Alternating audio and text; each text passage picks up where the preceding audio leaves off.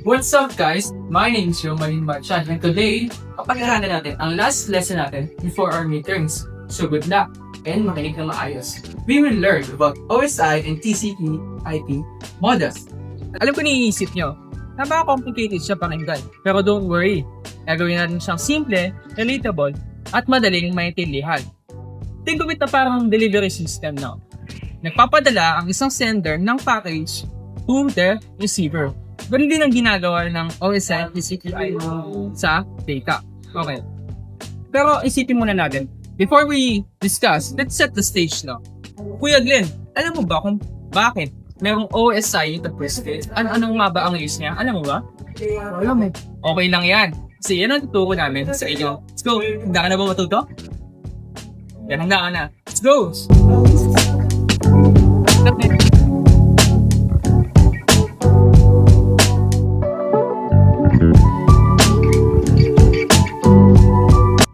Good afternoon, everyone. Welcome back. My name nga ulit is Mr. Jerome Alain Marchan.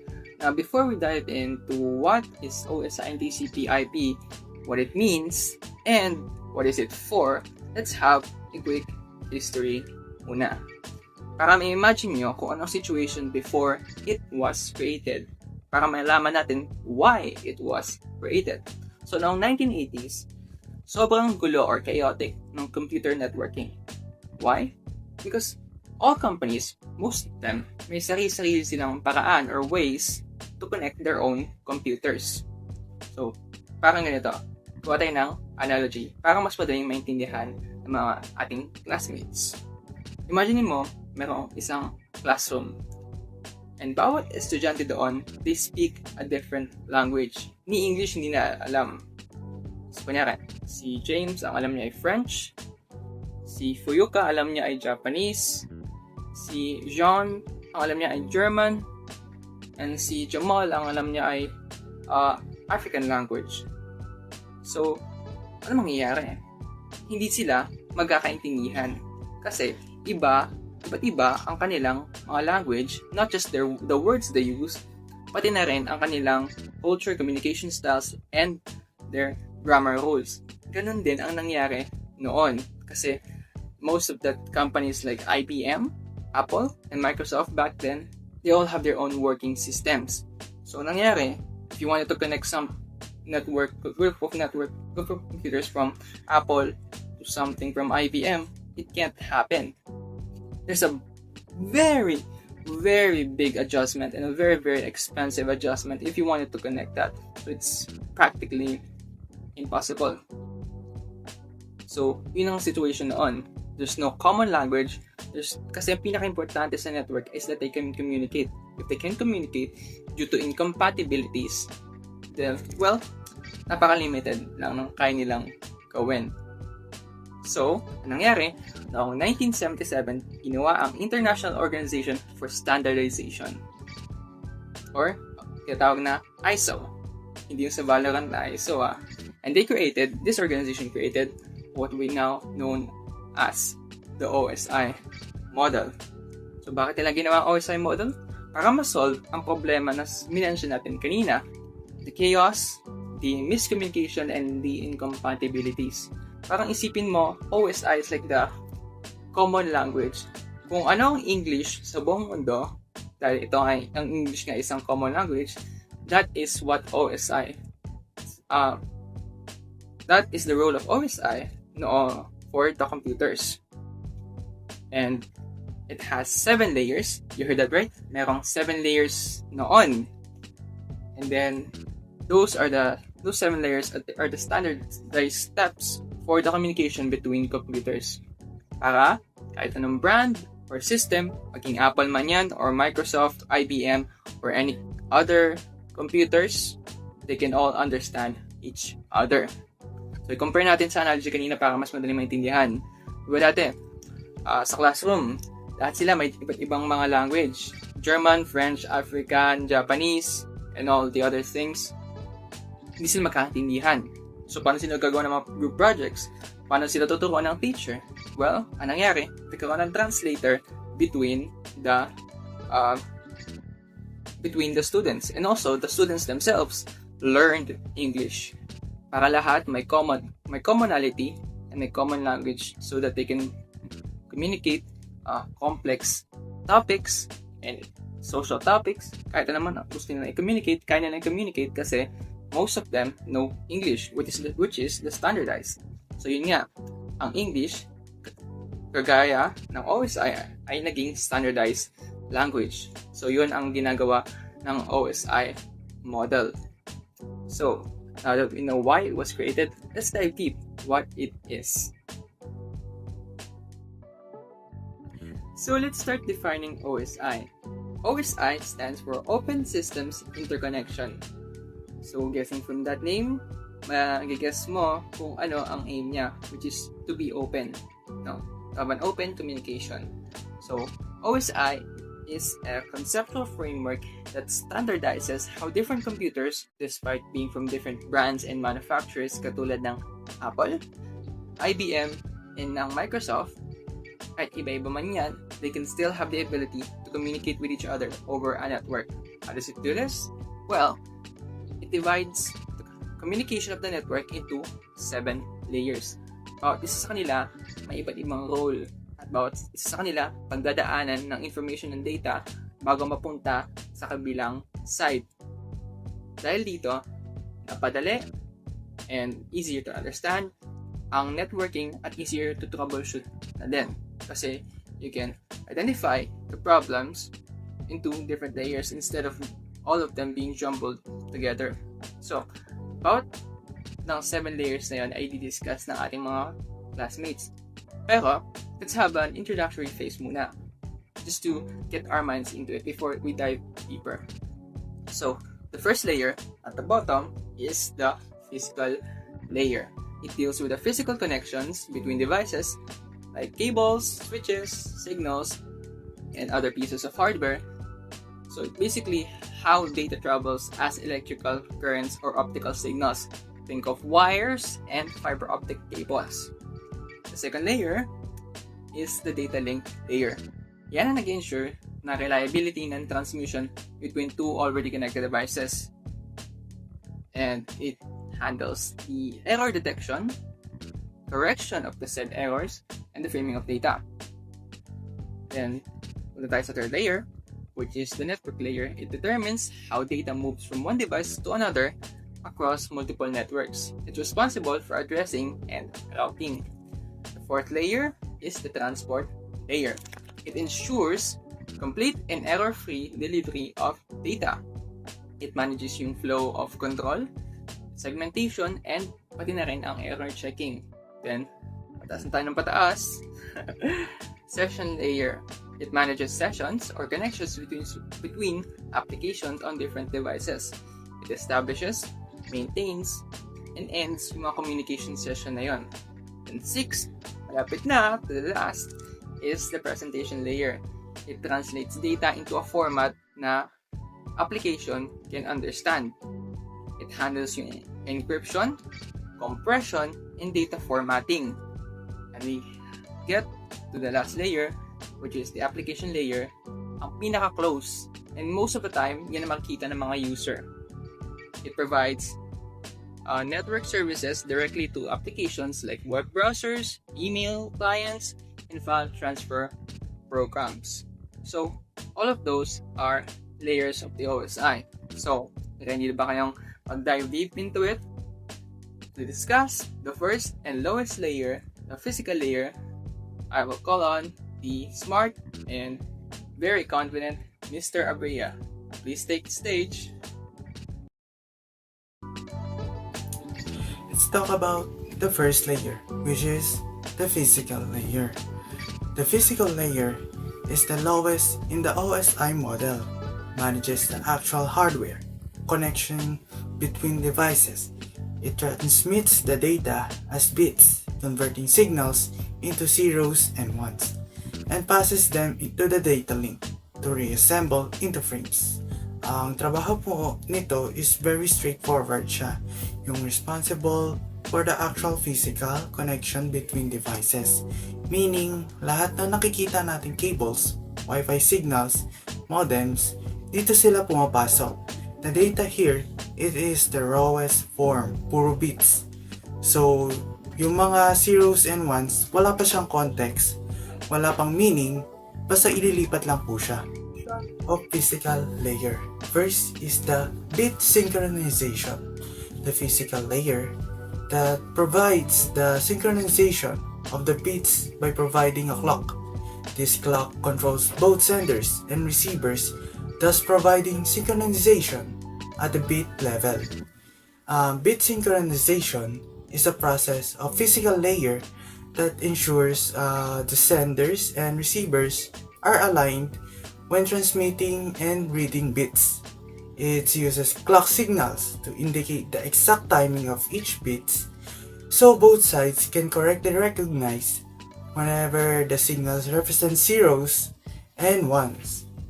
Without synchronization, the receiver might misinterpret the data, leading to error. Number 2. Bitrate control.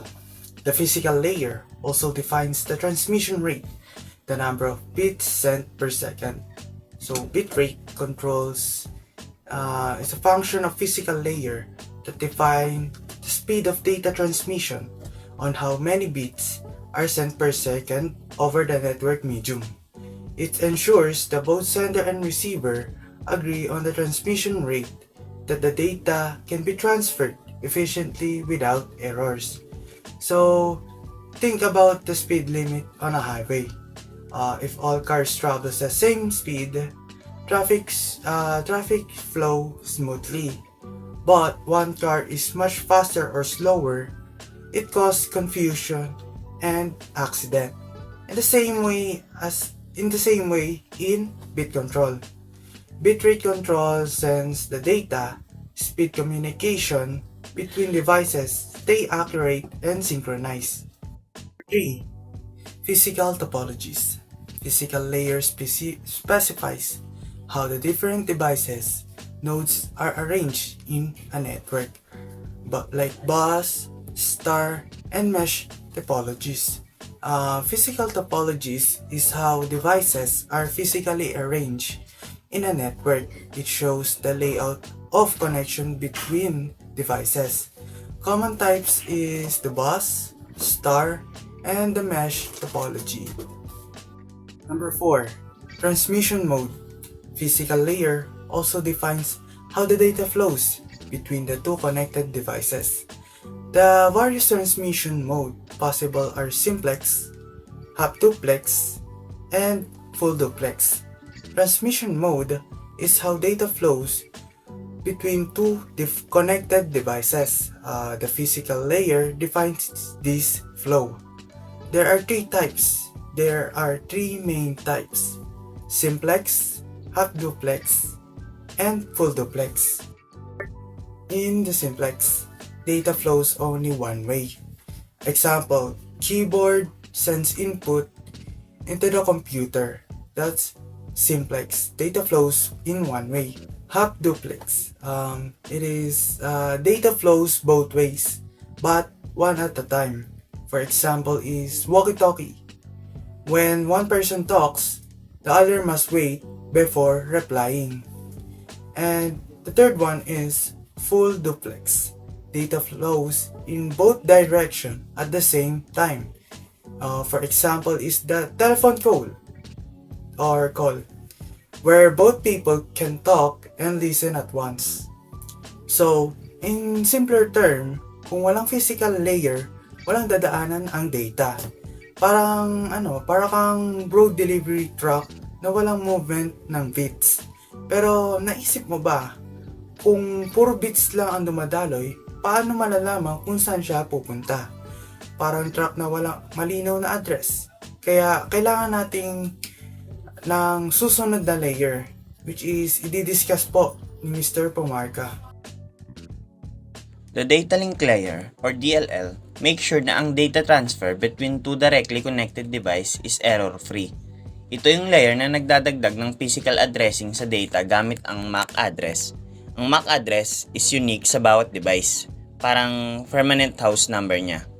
Divided into two sublayers, Logical Link Control or LLC na nag-handle ng communication, at Media Access Control or MAC na nagde-decide kung sino ang pwedeng gumamit ng channel at what time. Some of its main functions are: number 1, framing, kung saan nilalagyan ng start and end markers ang bits para maging meaningful ang frames. Number 2, error control, kung saan chinecheck at nire-retransmit ang loss or damage frames. Number 3, flow control, para hindi mabaha ng data ang receiver. At access control, para hindi magkasabayan lahat ng device sa isang channel. Data unit at this layer is called a frame. Devices working here include switches, NICs or network interface cards, and device drivers. So if the physical layer is just about moving raw bits, the data link layer makes those bits organized and error checked. Parang guard na mag-check ng package bago ipapasok sa subdivision. Okay, so may house number na tayo and error checking. Pero paano kung hindi lang kapitbahay ang destinasyon, kundi ibang city or ibang bansa pa? That's when the next layer takes over, which will be discussed by Mr. Emperado. Good afternoon everyone. My name is Danny Lee Emperado. Ang topic, network layer. Ang network layer works to transmit data mula sa isang host papunta sa iba. Kahit nasa different network pa sila, this layer takes care of packet routing, meaning it chooses the shortest or most efficient path among many possible routers. That network layer also handle logical addressing. Dito nilalagay ang IP address ng sender and receiver sa header ng packet. Kaya kahit saan ka sa mundo, basta may IP address, ma-identify ka ng uniquely. Data unit, dito is called a packet. Device at this layer, routers and layer 3 switches. So kung isipin natin, physical layer is the road. Data link layer is the house number and network layer is the postal system planning the actual route to reach the right city of country. Pero kahit makarating na yung packet sa tamang city, kailangan pa rin i-deliver ng buo at in order. That's next layer, job which will be discussed by Mr. Alporque. Now we're at the transport layer, often called the heart of the OSI model. Ito yung layer na nagbibigay ng end-to-end delivery ng data, meaning siya ang nagsisiguro na ang buong message ay hindi lang fragments tas makakarating ng maayos. At the center side naman, the transport layer takes the data from above, hinahati niya into segments, then add source and destination port numbers sa header. Bakit ports? Kasi sila yung nag-identify kung aling application ng tatanggapin ng data. From example, port 80 is for web application, port 25 is for email. The transport layer reads the port number, then forward the data to the right application. Inaayos din niya yung sequence and nire-reassemble ang segment data pala. Meron itong dalawang klase ng services, which is connection-oriented service, which is reliable, may acknowledgement, may 3 phases process, establish connection, transfer data, and disconnect. Next service is connectionless service, which is faster, walang acknowledgement, and diretso lang ng send ng data. Data unit carries a segment operated by the operating system itself. So basically, the transport layer is the one making sure na kung hinahati-hati ang message into boxes, lahat ng boxes makakarating ng nasa tamang order at pupunta sa tamang app. Ngayon, may complete delivery system na tayo, from bits to addresses to routes to full message delivery. Pero para maging tuloy-tuloy ang communication, kailangan ng session management. Kaya next is session layer na i-discuss naman sa atin ng babaeng nagpatibok sa puso ni Miko. Miss Sanchez, ikaw na po. Good afternoon, everyone. My name is Sanchez, and for today, the topic is the session layer. It's a charge of managing session.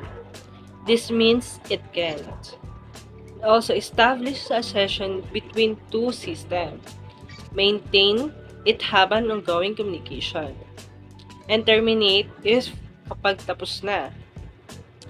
It also handles the synchronization by adding checkpoint. For example, kung nagda-download ka ng malaking file at na-disconnect, hindi ka magsisimulat ulit sa simula. Kundi babalik ka lang sa checkpoint. Another rule dialogue, meaning is decide kung may communication ay half duplex or salitaan or full duplex or sabay-sabay. So, kung sisimplihan lang natin, the session layer is like keeping the line open. Tuloy ang usapan, hindi napuputol. At may mga markers para lang alam kung saan mag-uumpisa at magkakaroon ng interruption. But having a stable session, it's not enough. Kailangan din natin maintindihan ng receiving side ng laman ng message. That's where the presentation layers come in na i-discuss ni Mr. Baldonasa.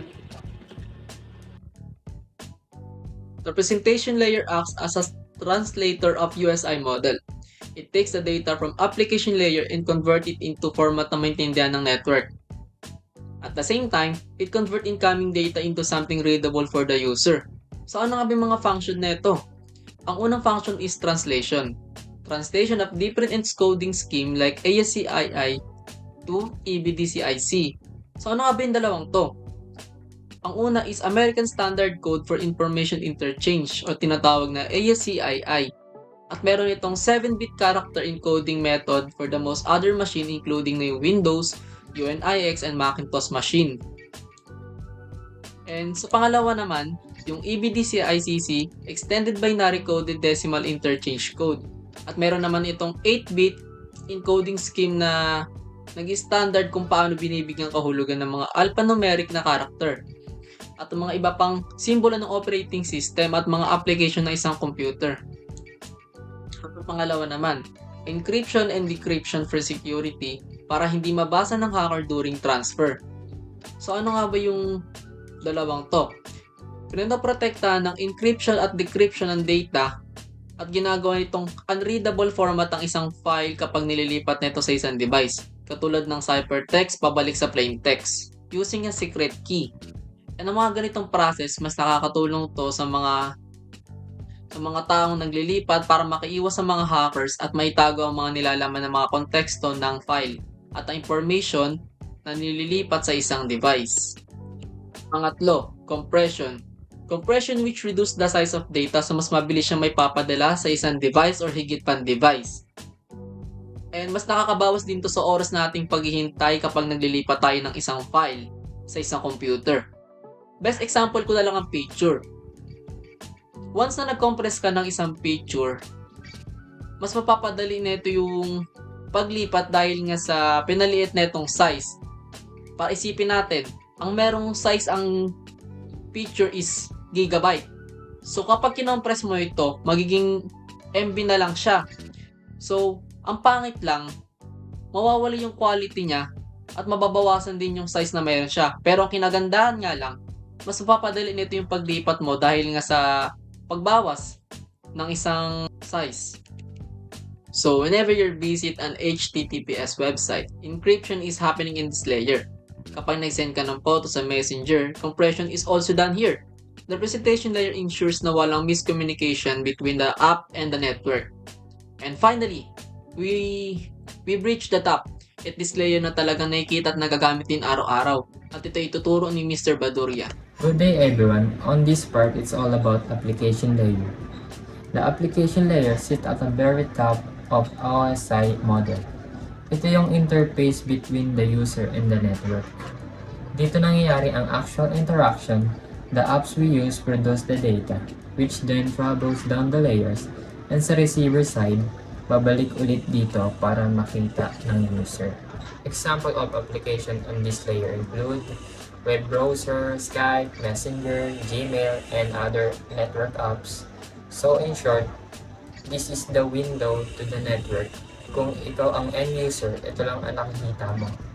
All the other layers work behind the scenes para lang makapag-Facebook ka or makapag-YouTube ka. Now, let's talk about TCP/IP, which will be discussed by Ms. Asuncion. Now that we've finished the OSI model, let's move to the model that actually used on the internet today, the TCP or IP model. So quick history muna. This model was designed noong 1960s by the US Department of Defense DoD. Ang goal nila ay makagawa ng communication system na reliable kahit may war or disaster. Kaya ginawa nila itong mas simple but very powerful. Unlike OSI na may 7 layers, TCP or IP has only 4 layers. These are application, transport, internet, and network access. So kung isipin mo, parang mas maikling instruction manual pero it still covers everything needed to make the internet works. So let's start the first one, the application layer, which will be discussed by Mr. Magdasok. Thank you, Ms. Asuncion. I will now be explaining the TCP or IP application layer. The application layer in TCP or IP combines 3 layers of OSI: application, presentation, and session. Meaning, lahat ng ginagawa ng tatlong yun, app services, translation, encryption, compression, sessions, pinagsama na dito. So in simpler words, the TCP or IP application layer is where the apps we use directly connect to the network. For example, web browsers using HTTP, emails using SMTP, file transfers using FTP, and DNS para sa domain names. So every time you open Google Chrome, or mag-send ka ng email, o mag-download ka ng file, you're actually using the application layer of TCP or IP. It's one big layer na nagsasabi, okay, user, dito ka na pumasok. Kami na bahala dito, translate and manage everything else under the hood. Now, just like sa OSI, the next layer is in charge of making sure data actually gets delivered properly. Let's move on to the next layer, the transport layer na ituturo ni Mr. Kalika. Hello everyone, my name is Christopher Kevin Kalika and I will be discussing the TCP transport layer. The transport layer here, parang pareho lang naman po siya sa OSI transport layer, and yung trabaho po nito is end-to-end communication. Ibig sabihin lang po niyan is sinisigurado niya yung data na pinapadala ng sender ay makakarating ng buo at nasa tamang application sa receivers end. Dito din pumapasok yung dalawang protocols, which is yung TCP, which is the Transmission Control Protocol, and yung UDP, which is the User Datagram Protocol. Yung TCP po is connection oriented. May acknowledgement, reliable, at siguradong kumpleto ang delivery. Parang isipin nyo siya as LPC with tracking number and signature. As for the User Datagram Protocol or yung UDP, ito po is connectionless. Mas mabilis pero walang assurance. Para ka lang naghulog ng sulat sa Dropbox, sana makarating pero walang resibo. Next na example is in real life naman po. Is when you're browsing a website, yung TCP po is ginagamit. Kasi dapat kumpleto yung buong web page. Next is when you're playing online video games naman po. Kailangan po dito is yung UDP. Kasi mas importante yung mas mabilis kaysa sa complete details yung sinasend na data. So, in short, yung TCP/IP transport layer is basically the delivery hub, making sure na yung packages or yung segments po is dumating either with full tracking, which is yung TCP, or mabilis lang kahit walang guarantee, which is yung UDP. Okay, so now we know that data can be delivered. But paano naman malalaman kung anong path yung dadaanan niya sa internet? This is the next layer's job, which is ituturo ni Mr. Amiskua. What is the internet layer? The internet layer is basically counterpart of the OSI network layer. Its job is to handle logical addressing and routing. This is where the famous IP Internet Lives Protocol. Dito rin naglalagay ng IP address packet. And dito rin nagde-decide kung anong route ang tatahakin makarating lang sa tamang destination. Meron tayong protocol include or ICMP, Internet Protocol Message Control, ginagamit for error and diagnostics. Ang pangalawa naman is Resolution Protocol. Address Resolution Protocol, ginagamit para mahanap ang MAC address ng isang device given its IP. So kung isipin mo, ang internet layer nagbibigay ng zip code, street map, and routing instruction for every packet travels across the internet. Now, let's go to the last one. TCP or IP, the network access layer na ituturo ni Mr. De La Rosa. The network access layer combines what the OSI physical layer and data link layer do. So, dito na nagaganap ang actual transmission ng data across the physical hardware, whether it's wired like Ethernet or wireless like Wi-Fi. It handles how frames are formed, how the physical medium is accessed, and how the bits actually travel across the medium. So, kung sa OSI hinati into two layers, sa TCP or IP pinagsama na. In the delivery analogy, this is literally the road, the trucks, and the subdivision gatekeepers all working together para maihatid ang package. So now we've seen both models, Mr. Marchand will make a quick comparison para mas klaro ang differences nila.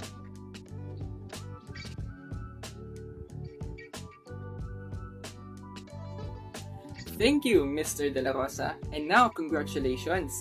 Natutunan niyo ang 7 layers ng OSI and ang 4 layers ng TCP/IP.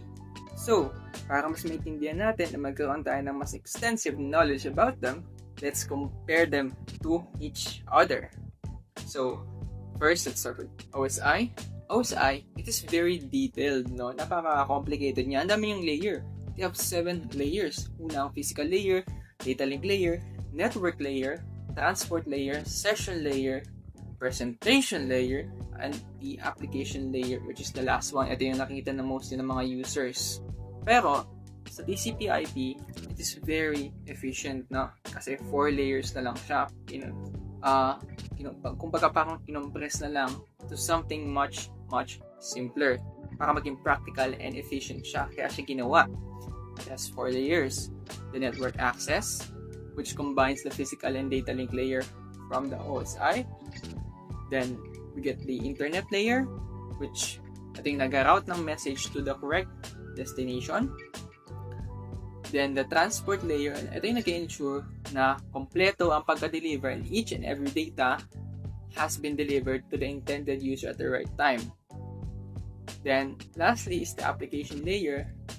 Kumaga, na-deliver na ang message, ito na yung interface kung saan binabasa and i-use na ng ating mga user. So, that's their difference. 7, then 4.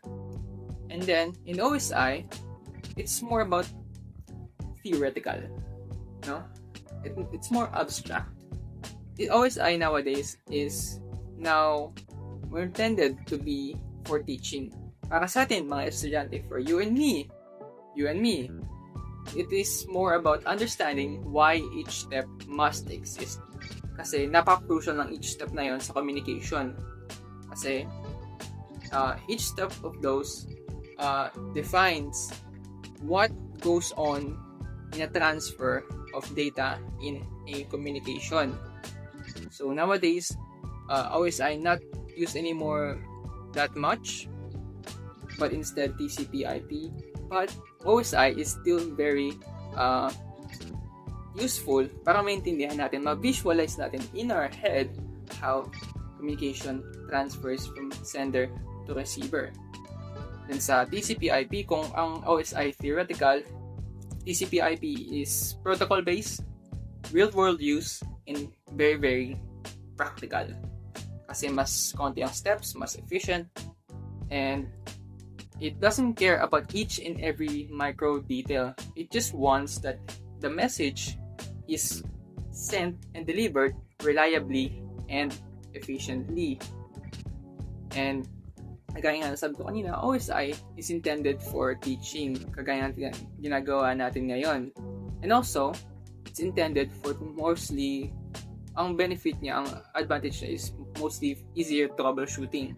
Kasi kung madaming layer to, di ba 7 layers, malalaman mo, it's easier to troubleshoot kung if there's something that went wrong, you can easily identify which of those steps kung saan man nagkaroon ng pagkakamali. In TCP/IP naman, it focuses more on actual communication standards. It highlights the main protocols, TCP, IP, HTTP, na actually run in the internet. It focuses just on transmitting data efficiently and reliably. So, both OSI and TCP/IP have their own advantages and their own features, but both are very useful not just in enterprises, but also in the educational environment. Kagaya ng ginagawa natin ngayon, us teaching to you how communication works based on the OSI model.